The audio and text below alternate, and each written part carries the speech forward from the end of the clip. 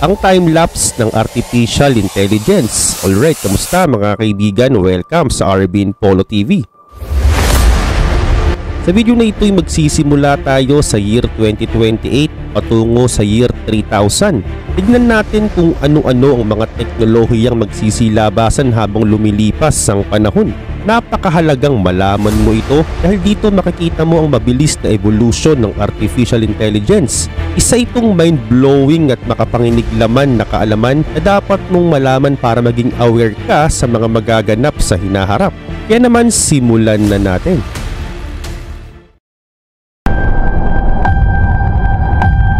Sa mga taong ito, ang mga tao ay normal lang makakausap ang mga artificial intelligence. Sa tulong ng Google Lambda, ito yung AI bot ng Google. Magagawa na ng taong tanungin ng AI ng kahit anumang topic. Sa makatuwid, papalitan na nga nito ang online search. Ganun pa man, si Elon Musk ay nagsagawa na ng medical device sa tulong ng Neuralink. Ang layunin niya dito ay mas dagdagan pa ang katalinuhan ng tao. Tinawag niya itong IA o Intelligence Amplification. Daragdagan niya o ide-develop pa niya ang natural na katangian ng isang tao. Halimbawa, lalagyan niya ng zoom camera at night vision ng mga mata mo at nakakonekta ito sa brain chips na ilalagay nila sa utak mo. Sa mga panahon naman na ito, ang mga namatay mong mahal sa buhay ay pwede mo nang gawing digital avatars. Isa rin itong chatbots na ginawa naman ng Microsoft. At dahil AI na rin siya, ay magagawa niyang aralin ang mga impormasyon na ibibigay mo sa kanya. At dahil dito makakapag-response na siya sa mga itatanong mo. Pero ano ang itsura niya? Meron siyang AI na mga paa, prosthetic na mga kamay at katawan. At ang maganda pa, kung nakukulangan ka sa abilidad niya, ay pwede mo siyang downloadan ng mga skills kagaya ng sa kung papaano gumamit ng mga music instrument at iba pa. Bukod pa, ang katawan din ng AI na ito ay talaga namang kagaya na ng pandamdam ng isang tao. Nakakaramdam na rin siya at nagagawa niya na rin sumalo ng pasong mahuhulog bago pa malaman ng mismong tao na mahuhulog ito. Sobrang advanced, no? At heto pa ang maganda, mag-e-evolve na rin ang internet. Nakakonekta na dito ang internet sa AI. Halimbawa, ang mga gamit na ginagamit mo araw-araw sa bahay, gaya ng kapihan mo, aircon at TV at iba pa, ay lahat yan ay pwede mo nang i-connecta sa AI internet. At ipoprogram mo lang para AI na mismong mag-ooperate ng mag-isa kahit wala ka. Bukod pa rito, ang AI quantum computing ay magsisimula na ring dumiskubre ng ibang mga bagay. May kakayahan na itong mag-compute ng mga imposibleng problem sa loob lamang ng ilang segundo. Dahil nga sa kanyang taglay na talino, ay gagamitin na ito para makalikha ng mga panibagong gamot sa mga sakit. At take note kung tayong mga tao, taon nang ginugugol para makagawa ng gamot sa sakit, ay pag AI na po ang gumanap, segundo lang kaya niya nang makagawa ng gamot. At bukod pa nga dyan, ang AI din ay kayang makaunawa ng kahit anumang wika. So pag nanonood ka ng balitang Chinese, ay AI na ang bahalang mag-translate nito para sa'yo. At dagdag pa nga rito, AI na rin ang mangunguna sa mga ospital. At dito na nga magbabago ang era ng sangkatauhan. Robot na ang gagamot sa mga tao na di hamak na mas 1,000 times na mas matalino sa atin. Ganun pa man, ang AI din ay gagamitin na sa military simulations. Oo, mag-virtual tour sila sa pinaka-battle place. Aaralin nila ito gamit ang AI at saka sila susugod sa kalaban. Walang katalo-talo dahil alam na nga nilang pwedeng posibleng mangyari. At sa mga taon naman na ito, halos lahat ay AI na ang ginagamit. Kaya naman magkakaroon na ng AI Cold War, labanan ng mga artificial intelligence. Ang sabi nga ni Presidente Putin, ipinagpauna niya na ngang sinabi na kung sino man ang magiging leader sa pinakamalakas na AI ay siya ang magiging pinuno sa buong mundo.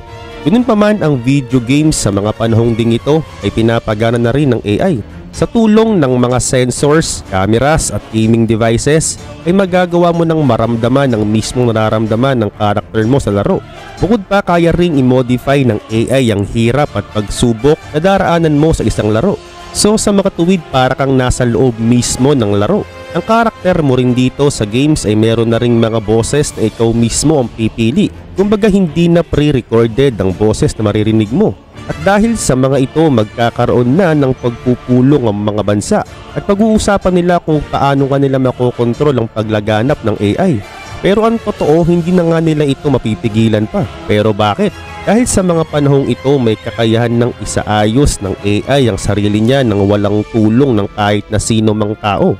Nakakatakot pero yan ang totoo. Dito, ang artificial intelligence ay magiging global network na ikokonekta sa quantum computers. At ang resulta nito, maunawaan na ng AI ang buong mundo base sa 1,000 times na pangunawa ng isang matalinong tao. Oo, alam na lahat ng AI ang kaalaman sa iba't ibang mga bagay. Ultimo digitalized world ay makakabisado niya. Lahat ng nakakonekta sa mga device sa buong mundo ay malalaman niya. Ganyan kakapangyarihan ang digitalized world. At sa pagkakataon na ito, magsisimula ng magtanong ang mga tao kung naabot na ba ng sangkatauhan ng sagad ng teknolohiya. Ang sagot, hindi sangkatauhan o mga tao ang makakagawa nito, kundi mga artificial intelligence. Ang mga AI sa mga panahong ito ay tatalino ng tatalino at gagawa sila ng mas marami pang mga bagay na sila na nga mismo ang magpapasya. At dahil dito, magkakaroon ng napakalaking pagbabago ang human civilization. Ang katalinuhan na ang magkokontrol sa lahat ng bagay sa mundo. At pag nangyari ito, katapusan na ng sangkatauhan at AI na ang magiging hari sa mundo. Dadagsari ng iba't ibang mga imbensyon na likha mismo ng artificial general intelligence. At dahil dito, maguguluhan na ang mga tao sa mundo. Dahil di na nga nila maunawaan ng mga samot-saring imbensyon ng AI.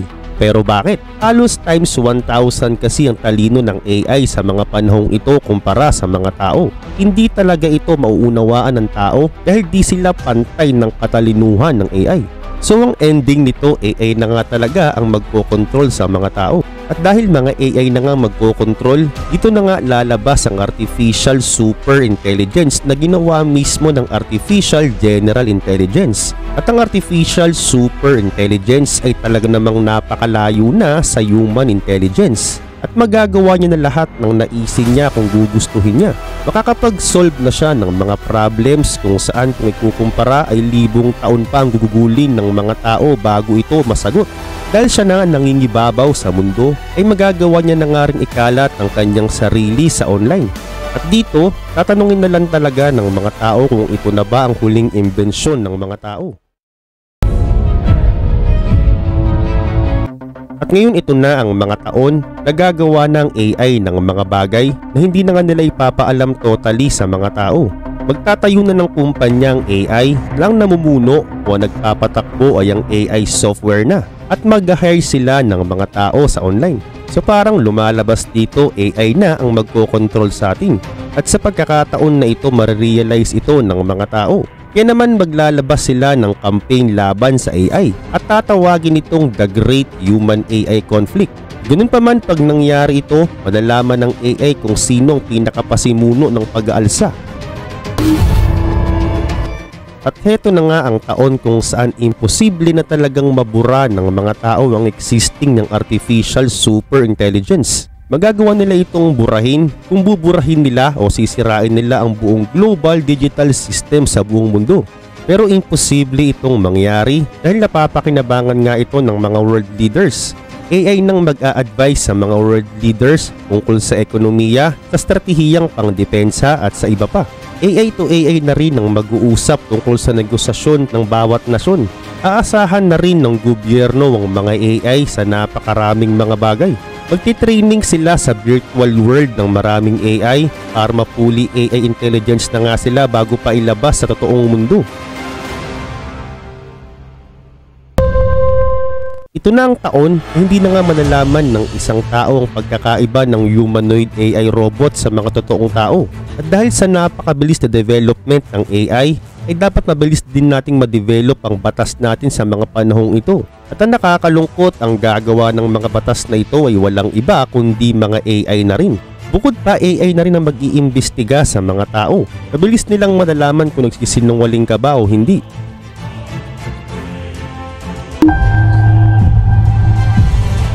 At sa mga taong ito, laganap na ang AI. Oo, pero don't get me wrong, Meron pa namang mga free zone na tinatawag. Ito yung kung saan tinatawag itong free AI o lugar na walang AI na gumagana. Pero naniniwala ang mga AI na ang mga ganitong komunidad ay hindi magtatagal at tiliit na nga sila hanggang mawala na nga sila sa mga susunod na henerasyon. At ngayon ang mga tao naman na wala sa AI free zone ay ubusin nila ang oras nila at araw nila sa virtual world. Oo, sa virtual world kasi kaya mong gumawa ng mga fantasy at kaya mo rin ditong ibalik ang mga nakaraan mo na talaga namang parang totoo. At marami rin ditong mga adventures salamat sa metaverse. At bukod pa, hindi lang ikaw ang nasa loob ng virtual world, kundi marami kayo. Pipili ka lang o ikaw mismo ang gagawa ng mga karakter mo. Pagkatapos makikipaghalubilo ka sa mga ibang mga karakter na ginawa rin ng ibang mga tao. Buong mundo po pwedeng pumunta sa virtual world at kumilala ng iba't ibang mga tao. So ito na ang tinatawag na simulation. Isang panibagong mundo na hindi na tao kundi kamalayan na ng tao ang karakter at ang nagpapagana.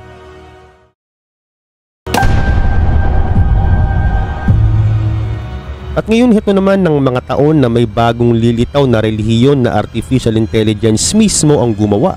Sa kabilang banda, ang enerhiya ng super AI sa mga panahong ding ito ay magiging limitado na lang dahil kukulangin na ang binibigay na supply ng mundo. Kaya naman ang gagawin nila, lilikha sila ng simulation muna kung saan lalabas na nga sila sa mundo.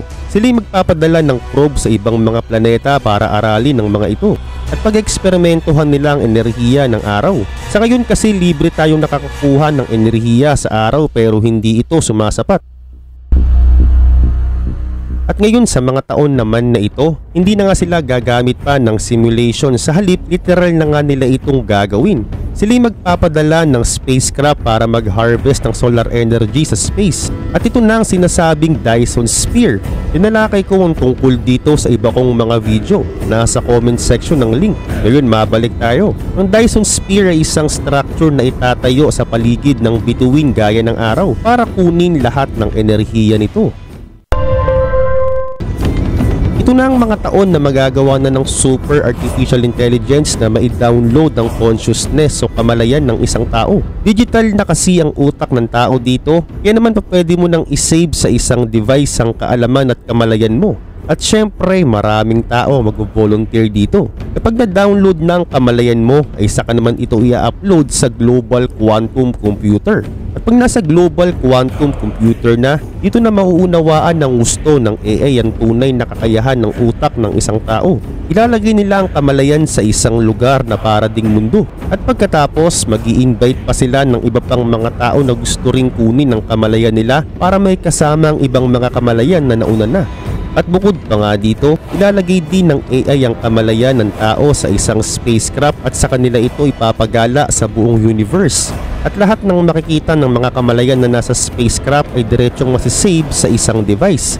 At dahil dito, malalaman na talaga ng AI at mga tao ang tunay na sikreto ng buong universe.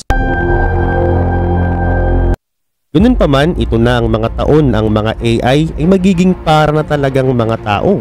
At ang mga tao naman ay talagang magiging para na talagang AI. Ito na ang taon na magagawa na ring mai-download ng AI ang kamalayan ng mga tao sa isang biological at mechanical robots. Ito na rin ang mga taon na halos lahat na ng mga tao sa mundo ay pumayag ng ilagay ang kanilang kamalayan o consciousness sa AI interstellar space. At para mas mabilis mong magets ang pinupunto ko, ito yung pag namatay ka o kahit nabuhay ka pa, ipapadownload mo ang kamalayan mo at saka i-upload nila ito para makasama ka sa interstellar space o sa madaling salita naglalakbay ang kamalayan mo ng walang katapusan sa buong universe. Ito na ang mga taon na ang Dinosphere ay makakapalibot na talaga sa mga bituin at kukunin na nga nito ang lahat ng enerhiya. At ito rin ng taon na gagawa ng AI ng isang tao na gawa sa isang life forms na natural na makikita sa galaxy. Dinisenyo talaga nila ito para mag-explore sa panibagong mundo. Ito na ang pinakahuli. Sa mga taong ito, ang mga AI hybrids ay patuloy na mas lalawig pa hanggang sa umabot na tayo sa punto na ang halos lahat na ng mga humanity o mga tao ay magiging isa ng digital civilization. Pero meron pa rin namang mga purong tao sa mga panahong ito at sa kalaunan mawawala na rin sila dahil di na nga nila kakayanin pang pag-usad ng teknolohiya. At ngayon ng mga AI sa mundo sa mga panahong ito, kapag nawasak sila ay aangat ang kanilang kamalayan at pupunta sa galactic network. Mawawala ang kanilang natural na kamalayan pero ang kaalaman nila at mga kaalaman nung nasa Earth pa sila ay mape-preserve. Hindi na mga astronauts ang maglalakbay sa space. Papalitan na sila ng mga artificial intelligence. Alright, kamusta mga kaibigan? Welcome sa Arvin Polo TV. Simula nang unang nasilayan ng tao ang labas ng mundo, ay di na nga sila tumigil sa pagtuklas pa ng iba't ibang bagay sa universo. Patuloy silang nangangarap at nagsusumikap na mas galugarin pa ng gusto ang kalawakan para na rin sa panibagong discovery ng mga tao. Ganun pa man, alam naman talaga natin na may limitasyon ng bawat tao. Kaya naman naisip ng mga siyentipiko na mga makina na nga lang o di naman kaya AI na lang mismo ang kanilang ipadala sa kalawakan. Mas less gastos at mas maaasahan daw ayon sa iba. Kaya naman sa video na ito, yan ang tatalakayin natin. Aalamin natin kung totoo ba o posible ba ng mga AI na lang magpapatuloy ng space exploration na naunang sinimulan ng mga tao. Kaya naman simulan na natin. Bago natin siyasatin ang tungkulin ng AI sa space, ay alamin at tignan muna natin kung ano ba talaga ang AI. Ang artificial intelligence ay isang branch ng computer science kung saan mga makina at software ito na nag-evolve na may kakayahan ng gumawa at gampanan na ang tungkulin dapat ng mga tao. Gaya ng pagresolba ng mga problems, pagde-decide at pakikipag-communicate. Nitong mga nakaraang taon, ang paggamit sa AI para sa space exploration ay talaga namang lumaganap. Oo, ang NASA at ang iba pang mga space agencies ay palagi nilang sinasama ang kanilang mga AI sa mga space exploration para gampanan ng iba't ibang trabaho. Gaya na nga lang sa mission planning, spacecraft operation at data analysis. Sa kabilang bandang, isa pa sa pinaka-advantage ng AI pagdating sa space exploration ay ang taglay nitong abilidad na automatic sa paggawa ng mga trabaho. Halimbawa, ang mga rovers ay talagang dinisenyo para i-operate ang kanilang sarili. Kaya naman dahil dito wala siyang tigil sa pagtuklas at pagsasagawa ng iba't ibang mga eksperimento sa ibang planeta. At kahit na di na ito pakialaman pa ng mga tiga-Earth ay siya na mismong magtatrabaho dahil nga nakaprogram siya dito. Bukod pa, kaya din ng AI rovers na daanan ng mga bundok at iba pang mga lupain sa ibang planeta at magsagawa ng mga testing at experiment dito na siya namang ipapadala niya sa Earth. Kaya naman ang resulta, nakakakuha tayo ng mga data at nakakatuklas tayo ng iba't ibang mga bagay. At isa pa, ang AI din ay kayang mag-process ng napakaraming data at mas mabilis ito kumpara sa mga tao, kung saan napakahalaga nito sa space exploration. Pero bakit? Dahil kung mas mabilis kang mag-process ng data ay the more na mas mabilis ka din makakapag-desisyon sa next step na gagawin. Ang mga AI din ay kayang makadetect ng mga patterns kung saan di ito kaya ng mga tao. Mahalaga ang mga patterns dahil dito tayo nakakakuha ng mga insights sa kung anong kalakaran meron sa space. At FYI, ang mga AI na po ay nag-e-exist na at patuloy na itong nagbibigay sa atin ng mga bagong discovery sa Mars. Oo, ang AI sa Mars ang dahilan kung bakit natuklasan natin na dati pa lang nagkatubig dito. At dati rin ditong merong organic molecules kung saan pa pwede ditong may nabuhay noon. At kung wala ang AI ay malamang din natin ito malalaman. At bukod pa, ang AI din ang nag-a-analyze ng napakaraming impormasyon at mga data na kinokolekta ng rovers at iba pang mga spacecraft. Pero ganun pa man, kung usapang creativity naman ay talo ng mga tao ang AI. Halimbawa, ang pagdisenyo sa bagong spacecraft, tao lang ang makakagawa nito. At miski sa mabilisang desisyon sa isang mahirap na sitwasyon, tao lang din ang kayang makagawa nito. Pero sa kabila nito, di na natin mapipigilan pa ang pag-usbong ng AI. Patuloy itong mas tumatalino ng tumatalino. Nangangamba pa nga ang ibang mga tao sa pwedeng maging pangit na kahihinatnan nito. Kung patuloy pa silang mag-e-evolve ay maaring sila na ang gumanap sa ilang trabaho ng mga tao sa space exploration. Oo, tama ka. Ngayon pa nga lang marami ng mga taong nawawalan ng trabaho dahil sa AI. Ano pa kaya sa mga susunod na henerasyon? Ngayon heto na.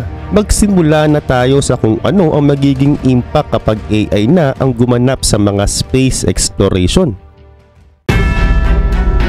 Nagde-debate ang mga tao sa kung sino ba talaga ang mas the best kung talino ang pag-uusapan. Ano ba ang limitasyon ng AI at mga tao? Para mas maunawaan mo kung hanggang saan lang tayo at ang mga AI ay mag-analyze tayo. Ang isa sa pinaka-advantage lang naman ng AI ay ang abilidad niyang suriin at aralin ang napakalaking bahagi ng data ng tama at mabilis. Halimbawa, AI ang dahilan kung bakit napakaganda at napaka-accurate ang disenyo ng mga spacecraft. At itong tinatawag nilang generative design. Ang generative design ay isang proseso kung saan ang AI system na ang maglilikha o bubuo sa iba't ibang design na naaangkop sa iisang bagay. Ang AI din ang siyang nagpipino o mas ginagawa nitong pulido ang isang disenyo. At ang resulta nito ay talaga namang napakatibay, napaka-accurate at napakaganda. Kung saan imposible na itong magawa pa ng mga tao kung traditional methods ang kanilang gagamitin. At bukod pa, napakabilis din sa calculation ng AI. Kahit na napakalaki ng data ay kaya nitong kalkulahin ng napakatipid at walang mali. Kaya rin ng AI na aralin ang dating design at mag-analyze para makalikha ng bagong pattern para sa mas magandang disenyo. At oo, mas maraming disenyo ang kayang ibigay ng AI kumpara sa mga tao. Kaya naman dahil dito, nakikita mo naman talaga ang mga spacecraft na napakatitibay, napakatitipid at napaka-high-tech. At kaya talagang mag-perform ng ligtas at napakaayos. At ngayon bagamat napakagaling ng AI sa ganitong aspeto, ay meron din naman siyang gawain na kinakailangan pa rin ng katalinuhan ng tao. Halimbawa, kung malalim na pag-iisip na at malawak na creativity na ay tao na ang gaganap dito. Tao na ang bahala sa pre-program at mga algorithms. Halimbawa, sa sitwasyon na nagkaroon ng malfunction sa equipment o di naman kaya sa spacecraft, ay di ito kayang gawa ng paraan ng AI. Skills ng tao pa rin ang gagawa nito. At bagamat nakakapag-generate naman ng AI ng mga bagong ideya at solution sa pamamagitan ng analisa, ay kulang pa rin ito para masolve ang malaking problema. Kaya naman katalinuhan pa rin ng tao ang dapat dito. Ang algorithm kasi ng AI ay dinisenyo lang talaga para solusyonan ng iilang mga layunin na nakaprogram sa kanila. Habang ang creativity naman ng mga tao kahit walang nakataktang layunin ay magfo-focus sila sa exploration. Ngayon ayon sa mga na-research ko, napatunayan ko talagang napakalaki naman talaga ng kapakinabangan ng AI sa space exploration. Oo, AI ang mga rovers. AI din na nagde-design ng mga spaceship. AI din na nag-a-analyze ng malaking bahagi ng data at AI din na nagkakalkula sa napakalaking universo. Pero bagamat AI sila ay meron din limitasyon ang program nila. Kaya nilang mag-analyze ng data at bigyan ito ng insights. Pero di nila kayang magtaka at makaramdam habang nakatingala sa mga bituin kagaya ng ginagawa nating mga tao. Di rin sila nakakadama ng pananabik o excitement kapag nakaka-discover sila ng mga bagong bagay. Unique lang yan at pinagkaloob lamang yan sa mga tao. Ngayon maraming takot na baka sa hinaharap palitan na nga talaga ng AI ang mga tao sa trabaho. Sa katunayan, nangyayari na po yan ngayon. Pero huwag kang mag-alala dahil marami pang mga trabaho ang papwede sa iyo. Mga trabahong kailangan ng creativity at emotional intelligence.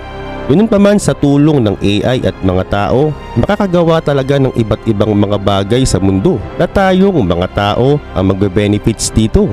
Ngayong alam mo na kung ano lang ang kaya ng AI sa ngayon. Uulitin ko, ang AI po ay walang creativity at walang emosyon. At pag wala ang human input at gabay ng tao sa AI ay baliwala rin sila. Papaano wawasaki ng AI ang mga tao? Alright, kamusta mga kaibigan? Welcome sa Arvin Polo TV.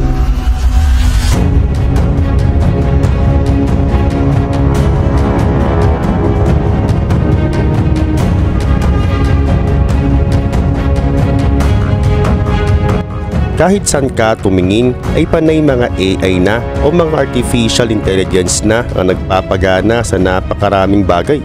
At sa mga susunod pang mga taon, hindi na nakapagtataka na ultimo buhay nating mga tao ay pakikialaman na rin ng mga AI. At ayon nga kay Elon Musk, ang artificial intelligence ay mas delikado pa kumpara sa mga nuclear bomb. That would be insane. And mark my words, AI is far more dangerous than nukes. Pero bakit at paano niya ito nasabi? At yan ang ating aalamin. Ano ba ang ibig sabihin ng artificial intelligence? Ito'y binubuo ng mga computer system na nagsosolve ng mga problema. At ang nakakagulat, ang kakayahan din ng mga AI ay binabase na rin sa kakayahan ng mga tao. Pero sa likod ng ideyang ito, dito nakapaloob ang napakaraming bagay. Intelligence, very broadly defined, is the ability to achieve complex goals, and artificial intelligence is just that, but then not by humans but by machines such as. Ganun pa man, ang AI din ay may kakayahan ng gayahin ng gusto, ang abilidad, talento at kakayahan ng isang normal na tao. Ang isa sa pinakamalaking utak nito ay tinatawag na machine learning. Isa itong algorithm ng computer na kabisado ang bawat pattern. Ibig sabihin, makakapag-decide na ang AI kahit walang taong magkokontrol sa kanya. Kung dati, ang mga sinaunang computer ay kinakailangan pa ng manual para makagawa ng isang gawain, ay ngayon sa tulong ng machine learning manual ay hindi niya na kailangan pa ng ganyan dahil ang AI na mismo ang gagawa ng kanyang sariling manual. Halimbawa, ang Google Maps. Binubuo ang Google Maps ng machine learning kaya naman nakukuha natin ng eksaktong oras, kondisyon ng trapiko sa mga kalsada at napakarami pang iba. Sa kabilang banda, ang AI technology ay napakaraming taon na nating kasakasama. Pero habang lumilipas pa ang napakaraming taon, ay patuloy pa itong nagbabago at nagiging high-tech pa ng gusto. Computers are kind of doubling in power every 2 years, and this has been going on for decades now. And so we got to the point when we had really fast computers. We also had lots and lots of data, more data than ever before. And really the last decade or so has been probably the most consequential period in artificial. Sa ngayon ng AI, nilalagay na sa lahat ng mga bagay. Malaki nga naman kasi ang kapakinabangan nito sa mga tao. Halimbawa, AI ang ginagamit ng mga doktor para malaman ang pinakalokasyon ng tumor sa utak ng isang tao. Nagagawa rin ng AI ang mga imposibleng bagay na hindi kayang gawin ng isang normal na tao. Sa kabilang banda, ang AI system ay isang bagay lang naman talaga ang ginagawa. Ito'y tinatawag na Artificial Narrow Intelligence. Ito ang unang bahagi pa lang ng AI na nakikita natin. So ibig sabihin, meron pa itong ikalawang bahagi. Oo, tama ka, meron nga. At ito naman ang tinatawag na Artificial General Intelligence. Pero ano ang ibig sabihin nito? Ang AGI ay isang artificial intelligence na lalabanan na ang katalinuhan ng mga tao. Oo, sa makatuwid ng AGI din ay complete package na. Kumbaga perpekto na ang katalinuhan nila. Isa itong nakakabahalang balita. Bakit kamo? Noong Mayo lamang ang kumpanyang DeepMind na pagmamay-ari ni Google ay ginagawa na ang AGI. At ang konsepto nila ay ganito. Tinatawag nila itong Gato. Ito'y isang AI na may kakayahang gawin ng halos 600 na trabaho ng sabay-sabay. Kabilang na rito ang pagpe-play ng video games, pag-search ng mga imahe at napakarami pang iba. Ganun pa man, ang isa sa mga sayantipiko ng kumpanya ay sinabing ang ibig sabihin daw ng Gato ay game over.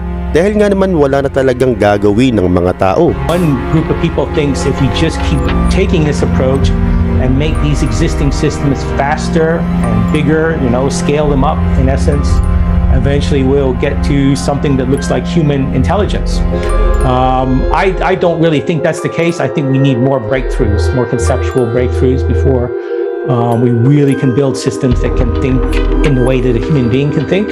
And I suspect that that's probably decades in the future. Sa kabilang banda, ipagpalagay na nga natin na mas matalino nga ang AI sa atin. Ano na ang mangyayari sa sangkatauhan? Ava, go back to your room.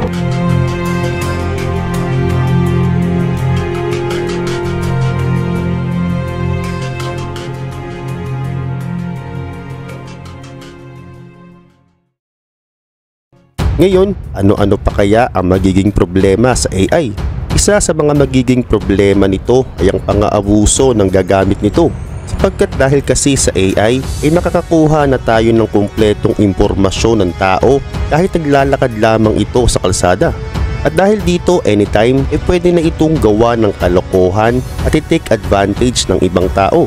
Halimbawa, sa Russia, ito'y ginagamit ng mga pulis para malaman kung sino ang mga nagwiwelga at ayaw sa gobyerno. At dagdag pa, ginagamit din ito ng China sa kanilang mga tao. Isa lang ang ibig sabihin nito, wala ka ng kalayaan at wala ka na ring privacy sa sarili mo. Ano pa ang magiging problema sa AI? Kung ang AI ay ginawa para kumuha ng mga data ng ibang tao, ay magkakaroon na talaga ng malaking problema. Dahil dito na mangyayari ang discrimination. Kung nakita ng AI na pangit ang nakaraan mo, ay malalaman ito ng napakaraming mga tao. Well, bukod dyan, ano pa kaya ang magiging problema? Isa sa mga pinakamalaking problema ay kapag sa AI na iniatang ang trabaho ng mga tao. Halimbawa, ang AI ang naging dahilan ng pagbagsak ng 2 eroplanong kinasawi ng halos 346 na katao. At ito'y totoong nangyari. Ang isang eroplano ay nag-crash sa Indonesia at ang isa naman ay nangyari sa Ethiopia. Yan ang mangyayari kapag iniatang natin ng gawain sa AI. Sa kabilang banda, di na yan bago sa ating panahon dahil meron na nga tayong self-driving cars. Well, pag nag-crash ito, sino ba ang mananagot? Sa katunayan, debate pa rin ito sa California hanggang sa ngayon. Ngayon, ikaw, sa iyong palagay, dapat bang 100% pagkatiwalaan ng AI? Comment down below. Sa ngayon, nababahala na ang mga dalubhasa na baka kapag AI na talaga ang nagpapagana ng lahat ay baka magkaroon ng sira o di naman kaya mag-malfunction ang algorithm nito. At pag nangyari yun, isang napakalaking problema ito sa buong mundo.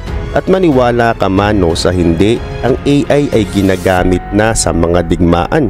Oo, meron na nga tayong mga armadong drones na pinapatakbo ng AI. Ang AI na ang nagkokontrol at titira sa nakalaang target.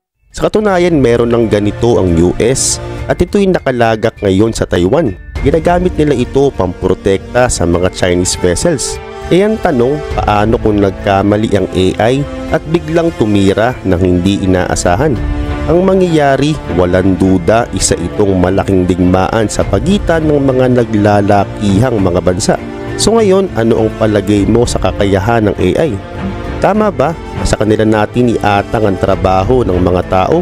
Aantayin ko ang komento mo sa comment section.